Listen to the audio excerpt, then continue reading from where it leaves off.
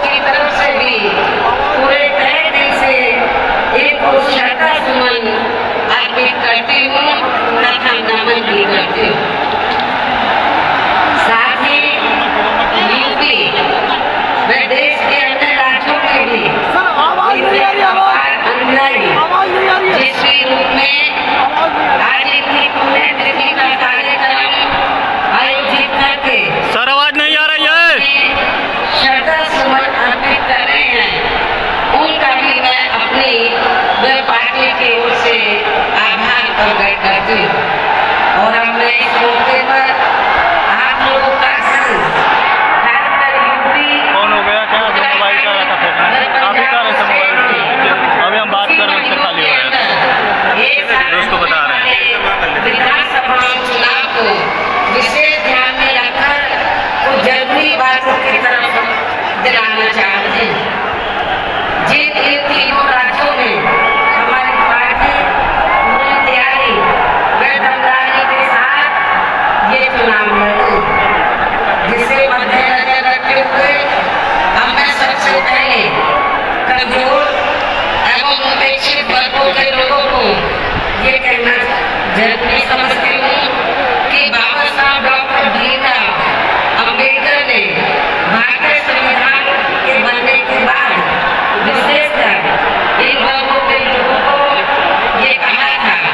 कि मैंने काफी संघर्ष एवं अथक प्रयासों से अपने वर्गों के लोगों को जिंदगी के हर पहलू में आगे बढ़ने के लिए भारतीय संविधान में कानूनी अधिकार को जरूर दिला दिए हैं, लेकिन उनका सही व पूरा लाभ लेने के लिए इन्हें केंद्र व राज्यों की भी राजनीतिक सत्ता की मास्टर चाबी खुद अपने हाथों में ले ली, जिसे ध्यान में रखकर ही फिर मान्यवर श्री काशीराम जी ने इनके जन्मदिन के शुभ अवसर पर दिनांक 14 अप्रैल सन 1984 को इन वर्गों के लोगों को बीएसपी के नाम पर अलग से अपना एक राजनीतिक मंच दिया। और जब आजादी के और जब आबादी के सबसे बड़े प्रदेश क्या हुआ भाई साहब, थोड़ा सा इधर इन वर्गों के लोगों ने नहीं हो जाएगा, हो गया सर। अब आपका कैमरा आ रहा है ना, क्या दिक्कत है? बस अपनी पार्टी को मजबूत किया, तो तब से हमें यहाँ अपनी पार्टी के नेतृत्व में एक बार नहीं बल्कि 4 बार सरकार बनाने का मौका मिला। और इस दौरान वैसे तो हमने यहाँ सर्व समाज के हितों का पूरा ध्यान रखा है, लेकिन सभी मामलों में प्राथमिकता पहले हमने यहाँ सर्व समाज से उन गरीब कमजोर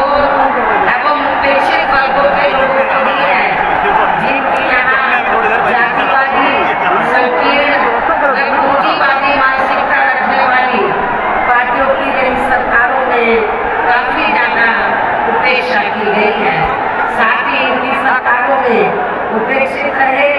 अपने सभी संतों गुरुओं माइक आईडी का लिख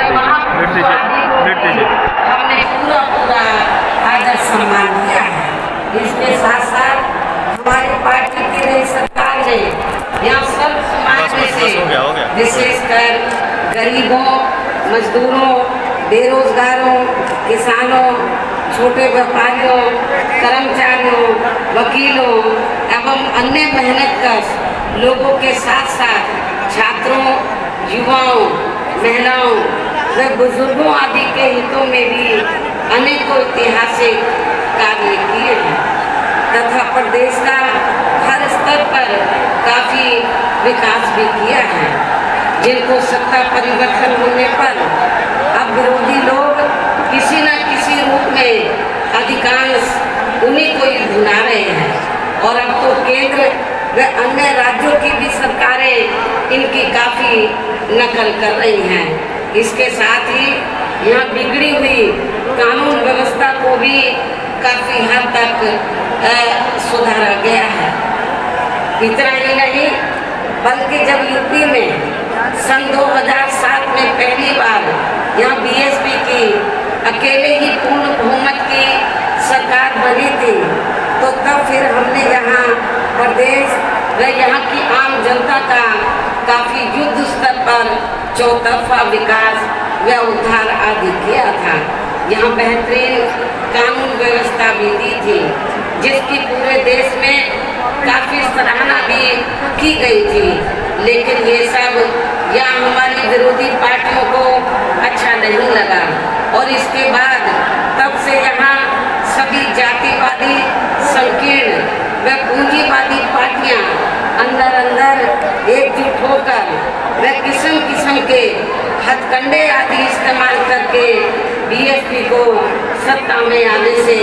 रोकने में लगी हैं, जिसकी खास वजह से ही पिछले 2 विधानसभा आम चुनावों में हमारी पार्टी यहाँ सत्ता में आसीन नहीं हो सकी है। लेकिन इस दौरान चाहे यहाँ सपा सत्ता में रही हो या बीजेपी सत्ता में आसीन है, किंतु यहाँ की जनता इन दोनों सरकारों में काफी ज़्यादा दुखी रही है, ये भी सर्वविदित है। और अब प्रदेश की जनता बीएसपी के शासनकाल को ही याद कर रही है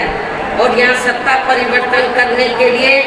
काफी हद तक अपना मन भी बना चुकी है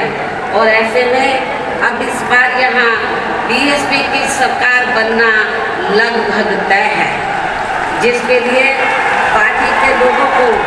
अभी से ही यहाँ सभी विरोधी पार्टियों के साम दाम दंड भेद आदि हथकंडों से भी जरूर सावधान रहना है। हालांकि अभी तक इन्होंने जिन जिन हथकंडों को भी इस्तेमाल किया है तो उनके बारे में मैं पार्टी के लोगों को समय समय पर काफ़ी हद तक सजग भी करती रही हूँ, किंतु फिर भी इस संबंध में सावधानी के तौर पर यहाँ मैं आप लोगों को ये कहना जरूरी समझती हूँ कि यहाँ प्रदेश में कुछ ऐसी भी छोटी छोटी पार्टियाँ व संगठन आदि हैं जो अकेले या फिर गठबंधन करके भी ये चुनाव लड़ सकते हैं, जिनका मकसद कोई चुनाव जीतना नहीं होता है बल्कि अपने स्वार्थ में पर्दे के पीछे से खासकर सत्ताधारी पार्टी को फायदा पहुंचाने के लिए ही होता है और फिर ये लोग उन्हीं के हिसाब से अपने उम्मीदवार भी चुनाव में खड़ा करते हैं। इसलिए ऐसी पार्टियों व संगठनों को अपनी जात बरादरी व रिश्ते नातों आदि के भी चक्कर में पड़कर इन्हें अपना वोट देकर कतई भी खराब नहीं करना है, वरना फिर से यहाँ बीजेपी सत्ता में वापस आ सकती है। इसके साथ ही प्रदेश में एक पार्टी तो ऐसी भी है जो दूसरी पार्टियों के स्वार्थी व टिकटार्थी किस्म के लोगों को अपनी पार्टी में शामिल करा के अपने कुनबे व परिवार आदि को बढ़ाने में लगी रहती है, जिसके शासनकाल में यहाँ की जनता खासकर कानून व्यवस्था के मामले में काफ़ी ज़्यादा दुखी रही है। ऐसी पार्टी के बहकावे में भी आप लोगों को कतई भी नहीं आना है। इसके साथ ही चुनाव घोषित होने से कुछ समय पहले मैं वोट पड़ने तक भी हमारी पार्टी को नुकसान पहुंचाने के लिए या खासकर जातिवादी मीडिया या फिर बीएसपी के विरुद्ध प्रायोजित किया गया मीडिया भी बीएसपी की स्थिति को जानबूझकर काफी कमजोर करके दर्शाता रहेगा, जिससे भी पार्टी के लोगों को बिल्कुल भी गुमराह नहीं होना है। और इस संबंध में हम जल्दी ही मुख्य चुनाव आयोग को एक चिट्ठी लिखेंगे कि किसी भी स्टेट में जब विधानसभा आम चुनाव का समय 6 महीने रह जाए तो तब से लेकर वोट पड़ने तक सभी एजेंसी के सर्वे पर रोक लगनी चाहिए, ताकि उसकी आड़ में जो कुछ एजेंसी का धंधा चल रहा है तो वे बंद हो जाए तथा फिर चुनाव भी प्रभावित ना हो सके। जैसे आप लोगों को ये मालूम है कि बंगाल में जब विधानसभा का चुनाव चल रहा था तो वहाँ पर रिजल्ट आने से पहले तो सर्वे वाले तो ममता बनर्जी को बहुत पीछे दिखा रहे थे, लेकिन जब रिजल्ट आया तो उल्टा आया और जो सत्ता के सपने देख रहे थे तो वो बाहर उनका सपना चकनाचूर हो गया और ममता बनर्जी तो भारी बहुमत से वहाँ सत्ता में पुनः वापिस आ गए। इसलिए आप लोगों को ये जो सर्वे वगैरह है इनके बहकावे में कतई नहीं आना है। इतना ही नहीं बल्कि अब तो चुनाव के नजदीक बीजेपी की केंद्र व यूपी की सरकार यहाँ अपनी पार्टी के पक्ष में हवा बनाने के लिए जिस प्रकार से सरकारी फैसिलिटी का इस्तेमाल कर रही है ये भी किसी से छिपा नहीं है। हो सकता है कि जब इससे भी इनका काम चलने वाला नहीं है तो तब फिर ये पार्टी आखिर में इस चुनाव को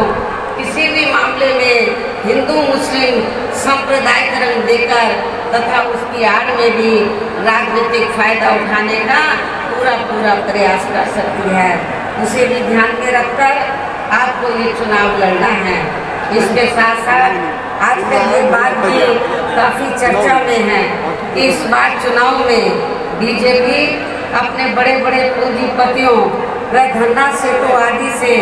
काफी धन खर्च कराने वाली है, जिनके हिसाब से ही ज़्यादातर नीतियाँ बना के ये लोग अपनी सरकार चलाते हैं, जिसकी खास वजह से ही अब पूरे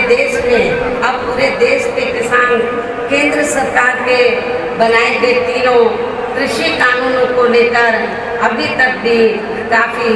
आक्रोशित व आंदोलित किए हैं। और अब तो आंदोलित किसानों का काफ़ी ज़्यादा शोषण व उत्पीड़न भी किया जा रहा है। और इस मामले में लखीमपुर खीरी की घटना इसका ताज़ा उदाहरण भी है। इसके अलावा अब ये पार्टी चुनाव घोषित होने के नज़दीक व चुनाव के दौरान भी या खासकर कोरोना नियमों की आड़ में हमारी पार्टी के लोगों को भी काफ़ी परेशान कर सकती है,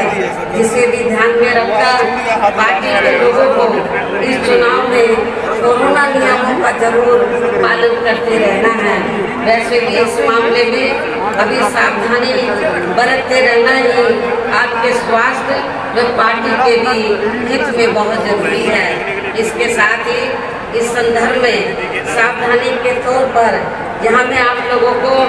ये भी कहना चाहती हूँ कि आज़ादी के बाद देश के अन्य राज्यों की तरह जहाँ आपके यूपी में भी काफ़ी वर्षों तक ज़्यादातर कांग्रेस पार्टी ही सत्ता में आसीन रही है। यही स्थिति केंद्र में भी थी, लेकिन कांग्रेस पार्टी की जातिवादी व पूंजीवादी सोच होने के कारण उस समय कांग्रेस पार्टी की रही सरकार में सभी जाति व धर्मों में से जो लोग अपने खुद के इस प्रदेश में रोटी रोजी नहीं मिलने के कारण उसकी तलाश में व मजबूरी में यहाँ से बड़ी संख्या में अपनी रोटी रोजी के लिए पलायन करके दूसरे राज्यों में चले गए थे, तो उनमें से इस बार अधिकांश लोग कोरोना काल में वहां से पलायन करके फिर से अपने खुद के प्रदेश यूपी में वापस आ गए थे। और लगभग यही स्थिति कुछ और राज्यों में भी हमें देखने के लिए मिली है, किंतु इनके लिए यूपी में भी आकर अति दुख की बात ये रही कि यूपी की वर्तमान भाजपा सरकार ने ना तो इनकी रोजमर्रा की जरूरतों को पूरा किया तथा ना ही इनको रोटी रोजी के साधन देकर इन्हें यहाँ स्थापित करने का भी कोई प्रयास किया है, जिससे दुखी होकर तब ये लोग यूपी से लॉकडाउन के हटते ही यहाँ से पुनः पलायन करके अपनी रोटी रोजी के लिए फिर से दूसरे राज्यों में वापस चले गए। इसके साथ ही यहाँ अति दुख की बात ये भी रही कि उस समय यूपी में कोरोना से जिन लोगों की मृत्यु हो गई थी, तो उनके दाह संस्कार के लिए भी यहाँ की भाजपा सरकार ने लकड़ी तक का भी कोई उचित प्रबंध नहीं किया था, जिसके कारण फिर बड़ी संख्या में इनके शव यहाँ गंगा यमुना नदी नालों आदि में बहते हुए हमें नजर आए हैं। इससे इनके संस्कारों का भी काफ़ी कुछ पता चलता है। इतना ही नहीं बल्कि उस दौरान इनके प्रति अन्य पार्टियों का भी रवैया लगभग एक जैसा ही हमें देखने के लिए मिला है। और इस मामले में वैसे आप लोगों को ये मालूम है कि खासकर यूपी व बिहार के जो गरीब एवं बेरोजगार लोग अपनी रोटी रोजी के लिए बड़ी संख्या में दिल्ली व महाराष्ट्र के मुंबई में जाकर बस गए थे, तो ये लोग कोरोना काल में वहाँ की सरकारों की रही अनदेखी की वजह से ज़्यादातर पलायन करके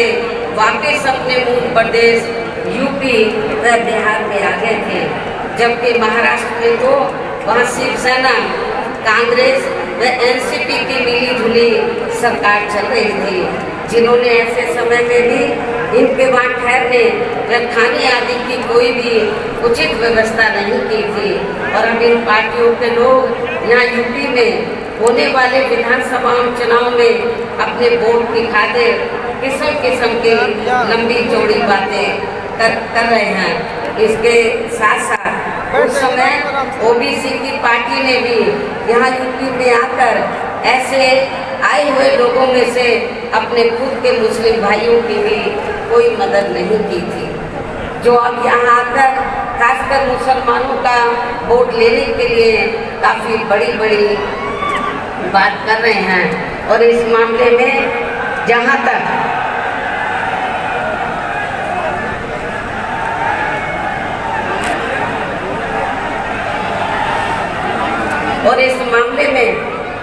जहाँ तक दिल्ली से यूपी के लोगों का जबरदस्त पलायन करने का सवाल है, जहां पर श्री केजरीवाल के नेतृत्व में आम आदमी पार्टी की सरकार चल रही है, तो अब ये पार्टी भी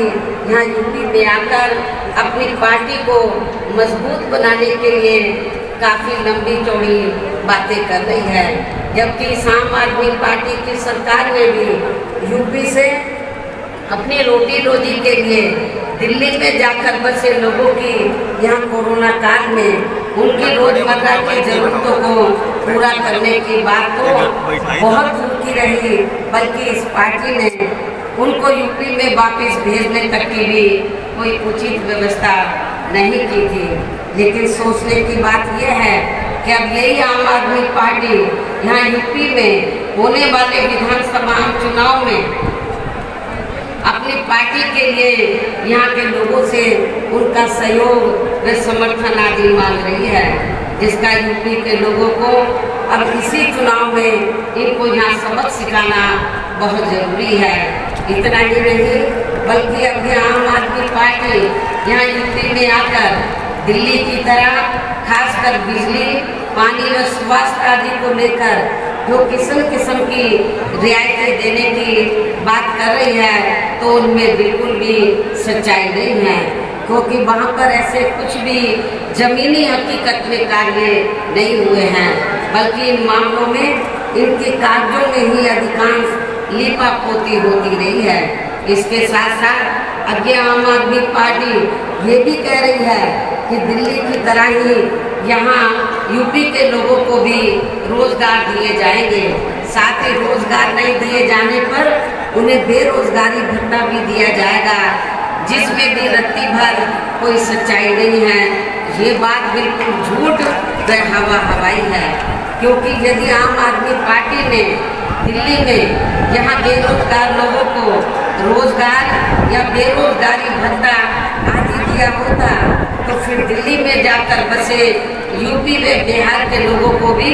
कोरोना काल में दिल्ली छोड़कर यहाँ यूपी व बिहार में वापस नहीं आना पड़ता। इसलिए अब यहाँ बीजेपी, सपा व कांग्रेस पार्टी के साथ साथ आम आदमी पार्टी, ओबीसी की पार्टी, शिवसेना व अन्य और भी पार्टियां जो अपने अपने वोट की खातिर अभी से ही यूपी की जनता को किस्म किस्म के वायदे कर रही हैं, तो वो केवल हवाई है, उसमें रत्ती भर भी दम नहीं है। वैसे भी इस बार चुनाव में सभी विरोधी पार्टियां अपने अपने चुनावी घोषणा पत्रों में कुछ ज़्यादा ही प्रलोभन भरे चुनावी वायदे करने वाली हैं, जिनके बहकावे में भी प्रदेश की जनता को कतई भी नहीं आना है, जिन्हें सत्ता में आने के बाद ये पार्टियां अधिकांश अमल में नहीं लाती हैं। जबकि ये बात भी सर्वविदित है कि बीएसपी किसी भी चुनाव में अपना कोई भी चुनावी घोषणा पत्र आदि जारी नहीं करती है, क्योंकि बीएसपी कहने में बहुत कम बल्कि कार्य करके दिखाने में ही ज़्यादा विश्वास रखती है। और इस मामले में बीएसपी का यहाँ 4 बार का राज शासनकाल इसका खास सबूत है। इसलिए इन सब बातों को ध्यान में रखकर प्रदेश की जनता को अब चुनाव में विरोधी पार्टियों के किसी भी बहकावे में नहीं आना है, जिनका यहाँ के लोगों के प्रति असली चेहरा खासकर कोरोना काल में हमें काफ़ी कुछ देखने के लिए मिला है, जिसे खास ध्यान में रखकर अब हमारी पार्टी का ये कहना है कि बीएसपी की सरकार बनने पर इस बार सबसे ज़्यादा जोर हमारी पार्टी यहाँ के गरीब व बेरोजगार नौजवानों को रोटी रोजी के साधन उपलब्ध कराने पर ही लगाएगी, ताकि अब आगे इनको अपनी रोटी रोजी के लिए यहाँ अपने खुद के प्रदेश यूपी से कभी भी पलायन ना करना पड़े। और इस बार चुनाव में हमारी पार्टी का यही मुख्य चुनावी मुद्दा भी होगा। इसके साथ ही यूपी में हमारी पार्टी की रही चारों सरकारों ने यहाँ सब समाज में से खासकर दलितों, आदिवासियों, पिछड़े वर्गों, मुस्लिम व अन्य धार्मिक अल्पसंख्यकों तथा गरीबों, मजदूरों, बेरोजगारों, किसानों, छोटे व्यापारियों, कर्मचारियों, वकीलों व अन्य मेहनतकश लोगों के साथ साथ छात्रों, युवाओं, महिलाओं व बुजुर्गों आदि के हित एवं कल्याण के लिए जो भी योजनाएं व परियोजनाएं आदि चलाई थी, जिन्हें सपा व भाजपा सरकार ने अधिकांश रोक दिया है, तो उन्हें फिर से शुरू किया जाएगा। साथ ही प्रदेश में बिजली, पानी, स्वास्थ्य व अन्य रोजमर्रा की सभी जरूरतों को भी समय से पूरा किया जाएगा। इसके साथ साथ प्रदेश में खासकर शिक्षा के क्षेत्र में तथा अन्य और विभागों के भी कर्मचारी जो आए दिन अपनी मांगों को लेकर धरना प्रदर्शन व हड़ताल आदि करते रहते हैं, तो उन सभी मामलों को निपटाने के लिए एक आयोग का गठन किया जाएगा और उनकी वाजिब मांगों को स्वीकार भी कर लिया जाएगा। साथ ही प्रदेश के जो भी क्षेत्र अति पिछड़े हैं, तो उन्हें प्राथमिकता के आधार पर विकसित किया जाएगा। इसके साथ साथ डॉक्टर अम्बेडकर ग्राम विकास योजना एवं मान्यवर श्री काशीराम जी शहरी समग्र विकास योजना को भी पुनः चालू करा के यहाँ गांवों व शहरों को फिर से विकसित किया जाएगा, जिनकी हालत अब यहाँ काफ़ी ज़्यादा खराब हो चुकी है। प्रदेश में अयोध्या, वाराणसी, मथुरा व अन्य सभी धार्मिक स्थलों पर लोगों की सुविधा के लिए बीएसपी की सरकार के पक्षों पर चलकर वर्तमान भाजपा सरकार ने अभी तक जो भी कार्य शुरू किए हैं तो वे अभी पूरे नहीं हुए हैं, तो उन्हें बदले की भावना से रोका नहीं जाएगा बल्कि पूरा कराया जाएगा। इसके अलावा प्रदेश में सरकार बनने पर पहले नए हॉस्पिटल, मेडिकल कॉलेज एवं शिक्षण संस्थान आदि नहीं बनाए जाएंगे, बल्कि पहले से जो बने हैं जिनकी काफ़ी दयनीय हालत हमें कोरोना काल में देखने के लिए मिली है, तो उन्हें पहले सुधारा जाएगा। इसी प्रकार प्रदेश में सड़कें व पुल आदि भी नए बनाने से पहले यहाँ पुरानी सड़कों व पुलों आदि को भी ठीक किया जाएगा ताकि कोई जनहानि ना हो सके। साथ ही प्रदेश के विकास व जनहित में केंद्र एवं स्टेट की अभी तक जो भी सही योजनाएं चल रही हैं तो उन्हें विरोधी पार्टियों की तरह बदले की भावना से रोका नहीं जाएगा। इसके साथ ही सपा व भाजपा सरकार की तरह दूसरी सरकारों के किए गए कार्यों के नाम बदलकर ये भी नाटक नहीं किया जाएगा। कहने का तात्पर्य ये है कि प्रदेश में सपा व भाजपा सरकार के सभी कार्यों की ईमानदारी से समीक्षा की जाएगी। जो कार्य सही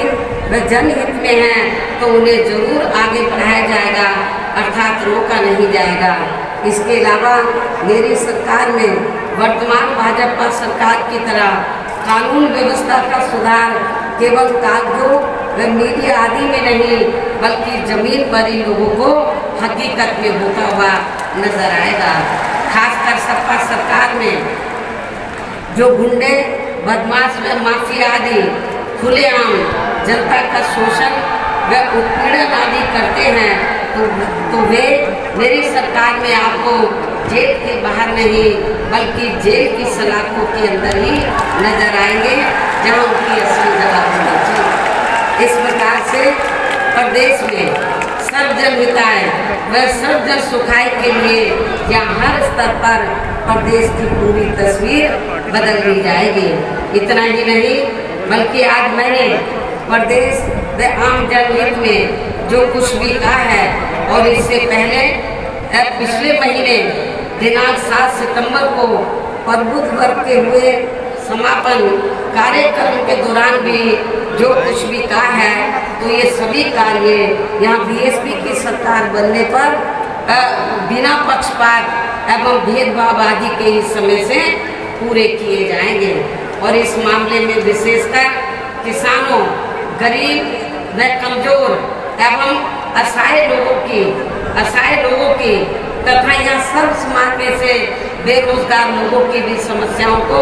दूर करने की तरफ विशेष ध्यान दिया जाएगा। साथ ही सर्व समाज में से ब्राह्मण समाज की भी सुरक्षा, सम्मान एवं तरक्की आदि के साथ साथ यहाँ धार्मिक अल्पसंख्यक समाज में से मुस्लिम समाज के भी विकास एवं उत्थान व उनके जान माल आदि की सुरक्षा को भी लेकर पार्टी ने अभी तक जो कुछ भी कहा है तो उन पर हमारी सरकार द्वारा पूरी ईमानदारी व निष्ठा से जमीनी हकीकत में कार्य किया जाएगा तथा यहाँ की जनता को किसी भी मामले में निराश नहीं किया जाएगा। वैसे भी बीएसपी किसी भी मामले में मैं फिर इस बात को दोहराती हूँ कि वैसे भी बीएसपी किसी भी मामले में जो कहती है तो उस पर सही से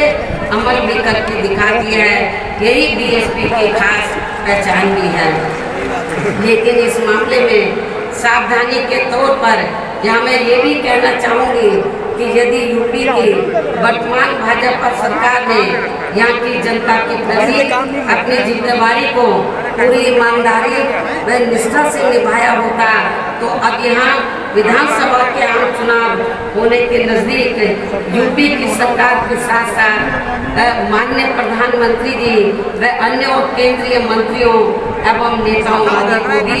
यूपी की जनता को लुभाने के लिए अब यहाँ थोक के भाव में ताबड़तोड़ शिलान्यास, घोषणाएं व कच्चे कार्यों का भी उद्घाटन आदि नहीं करना पड़ता।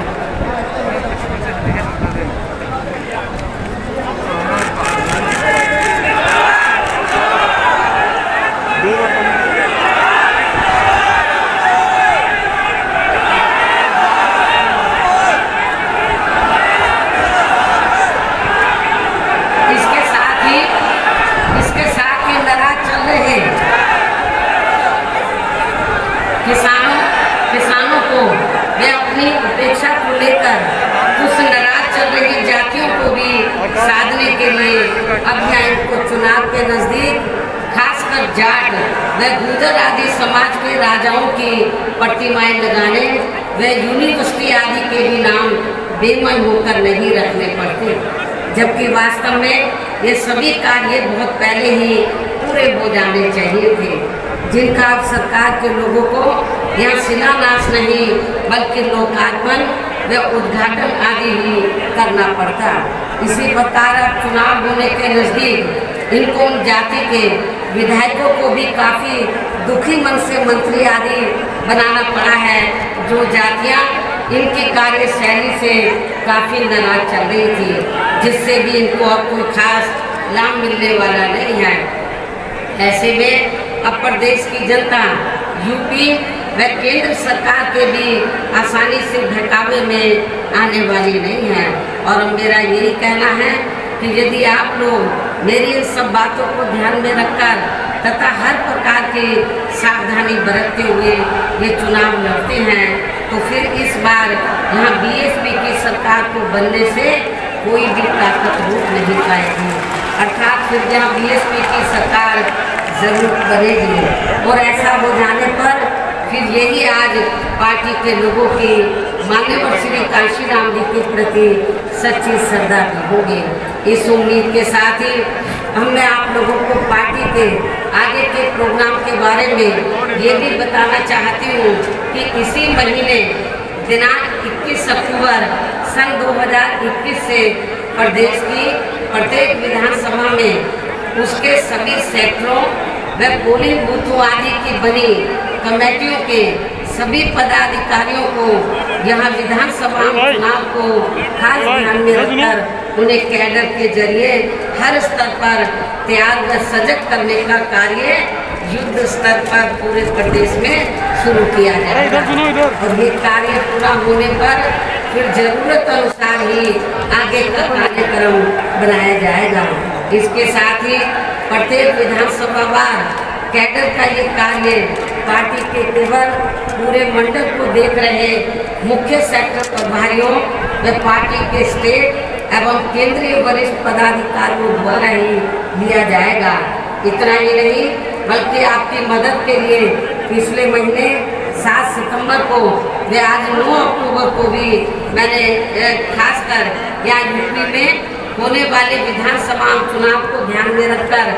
जो भी जरूरी बातें आप लोगों के सामने रखी हैं, तो उन्हें बुकलेट के जरिए भी हर विधानसभा में वहाँ के लोगों तक जरूर पहुँचाया जाएगा। और इस मामले में मैं ये भी कहना चाहूँगी, यदि मुझे ये लगा कि आप लोग मेरे आज दिए गए इस आदेश व निर्देश का सही से पालन नहीं कर पा रहे हैं, तो फिर मैं ज़रूरत महसूस होने पर पार्टी हित में प्रदेश की किसी भी विधानसभा में जाकर खुद उसका निरीक्षण भी कर सकती हूँ। इसलिए आपको ये कार्य पूरी ईमानदारी से करना है ताकि मुझे आपका इम्तिहान न लेना पड़े। इसके साथ साथ यहाँ मैं ये भी कहना चाहती हूँ कि इसी पैटर्न पर चलकर उत्तराखंड व पंजाब स्टेट में भी पार्टी के लोग ये कार्य 21 अक्टूबर से ही शुरू करेंगे। इस प्रकार से आप लोग अपनी पूरी तैयारी के साथ इन तीनों राज्यों में यहाँ की सरकारों को सत्ता से जरूर बाहर करेंगे। अर्थात आप लोग उत्तर प्रदेश में व इससे लगे उत्तराखंड प्रदेश में भी अपनी पार्टी की सर्वजन हिताय व सर्वजन सुखाय की सरकार जरूर बनाएंगे। साथ ही पंजाब स्टेट में भी बीएसपी व अकाली दल गठबंधन की श्री सुखबीर सिंह बादल जी के नेतृत्व में यहाँ भी अपनी सरकार जरूर बनाएंगे। इस भरोसे के साथ ही अब मैं मान्यवर श्री कांशीराम जी की पुण्यतिथि के मौके पर केंद्र की सरकार से इनको भारत रत्न की उपाधि से सम्मानित करने की भी जोरदार मांग करती हूँ और इसके लिए इनसे ये विशेष आग्रह भी करती हूँ। हालांकि इस मामले में हमें ये मालूम है कि केंद्र में कोई भी जातिवादी सरकार जल्दी से हमारे दलित वर्ग के महान व्यक्तित्व को इस उपाधि से सम्मानित करने वाली नहीं है। और इस संदर्भ में बाबा साहब डॉक्टर भीमराव अम्बेडकर का खास उदाहरण आप लोगों के सामने है। आप लोगों को मालूम है कि बाबा साहब ने तो देश का संविधान बनाया और जब केंद्र में अंग्रेजों के जाने के बाद कांग्रेस सत्ता में आई, राज्यों में भी रही, तो कांग्रेस की जिम्मेवारी बनती थी कि बाबा साहब को भारत रत्न की उपाधि से सम्मानित करना चाहिए था, लेकिन कांग्रेस की केंद्र की सरकार ने बाबा साहब को भारत रत्न की उपाधि से सम्मानित नहीं किया और नतीजा क्या हुआ, हमारे लोग इसके लिए काफी संघर्ष करते रहे, लेकिन सफलता नहीं मिली, क्योंकि कांग्रेस पार्टी नहीं चाहती थी कि दलितों को और खासकर बाबा साहब को ये सम्मान मिले। उसके बाद जब बीएसपी बनी और 1989 में जब केंद्र में जनता दल की सरकार बनी श्री बीपी सिंह के नेतृत्व में और कांग्रेस सत्ता से बाहर हुई और मिली जुली सरकार बनी, तो उस समय हमारी पार्टी के 3 MP जीत कर आए थे। मैं खुद भी जीत कर आई थी 1989 में बिजनौर से। तो उस समय श्री बीपी सिंह जी ये चाहते थे कि हम लोग सरकार में शामिल हो जाएं। हमने श्री बीपी सिंह को ये कहा कि हमें कोई मंत्री का पद नहीं चाहिए, हम केवल 2 ही आपसे मांग कर रहे हैं, एक तो बाबा साहब को भारत रत्न की उपाधि से सम्मानित किया जाए और दूसरा मंडल कमीशन की रिपोर्ट लागू की जाए। तो श्री बीपी सिंह जी ने हमारी बात को मान लिया और श्री बीपी सिंह जी की सरकार में ही बाबा साहब को भारत रत्न की उपाधि से सम्मानित किया गया और पिछड़े वर्ग की मंडल कमीशन की रिपोर्ट लागू हुई। लेकिन ये बीजेपी को उस समय अच्छा नहीं लगा, जो आज जनगणना का भी विरोध कर रहे हैं वो बीसी का, और उन्होंने श्री बीपी सिंह की सरकार ज्यादा दिन नहीं चलने दी और उनकी सरकार भी, इसलिए अब चाहे ये पार्टी अर्थात कांग्रेस पार्टी, इसलिए कांग्रेस ने यदि ऐसा किया होता तो आज कांग्रेस की हालत ऐसी नहीं होती। इसलिए अब चाहे ये पार्टी अर्थात कांग्रेस पार्टी दलित को किसी भी स्टेट का मुख्यमंत्री व देश का प्रधानमंत्री तथा पार्टी का हेड भी क्यों ना बना दे, तो भी दलित वर्ग के लोग बाबा साहब का ये अपमान भूलने वाले नहीं हैं। इसके साथ ही पिछड़े वर्ग के व्यक्ति को भी ये सभी महत्वपूर्ण पदों पर भी क्यों ना रख ले, तो भी इस वर्ग के लोग कांग्रेस को जल्दी से माफ करने वाले नहीं हैं, जिसमें केंद्र में अपनी सरकार के रहते हुए इनकी मंडल कमीशन की रिपोर्ट को लागू नहीं किया था। इसी प्रकार अब कांग्रेस पार्टी किसानों के मुद्दे की आड़ में खासकर सिख समाज को लुभाने के लिए कितनी भी नाटकबाजी क्यों ना कर ले, तो भी देश में सिख समाज के लोग कांग्रेस के राज में हुए सिख दंगों को आसानी से भुलाने वाले नहीं हैं। संक्षेप में अब मेरा यही कहना है कि केंद्र में जब तक जातिवादी सरकारें चलती रहेंगी, जातिवादी मानसिकता वाली सरकारें चलती रहेंगी, तो तब तक यहाँ दलित वर्ग के महान व्यक्तित्व को आसानी से भारत रत्न की उपाधि से सम्मानित नहीं किया जाने वाला है। लेकिन फिर भी हमारी पार्टी का माननीय श्री कांशीराम जी को ये सम्मान दिलाने का प्रयास हमेशा जारी रहेगा। वैसे भी किसी भी मामले में कांग्रेस व अन्य जातिवादी पार्टियों को भी यहाँ दलित, आदिवासी व पिछड़े वर्ग के लोग केवल इन्हें अपनी मुसीबत व मजबूरी आदि में ही याद आते हैं। ये सब हमें पिछले महीने पंजाब स्टेट में भी काफ़ी कुछ देखने के लिए मिला है। इसे भी हमारे लोगों को जरूर ध्यान में रखकर चलना चाहिए। इन्हीं जरूरी बातों के साथ ही अब मैं मान्यवर श्री कांशीराम जी की प्रतिमा पर अपने श्रद्धा सुमन अर्पित करती हूँ तथा मेरे बाद यहाँ भारी संख्या में आप देखो चारों तरफ भीड़ ही भीड़ है और जितने लोग अंदर हैं इससे काफी ज्यादा लोग बाहर भी हैं। तो आप लोग अपने खुद के सामने आपको जब मालूम पड़ा कि माननीय श्री श्री काशीराम जी की पुण्यतिथि के मौके पर मैं खुद यहाँ पर स्मारक स्थल पर पहुँचने वाली हूँ, तो मेरे मना करने के बावजूद भी आप लोग नहीं थे और बड़े पैमाने पर आप लोग यहाँ पर लाखों लाखों की संख्या में इधर पहुँचे। इसके लिए तो मैं आप लोगों की बहुत बहुत आभारी हूँ।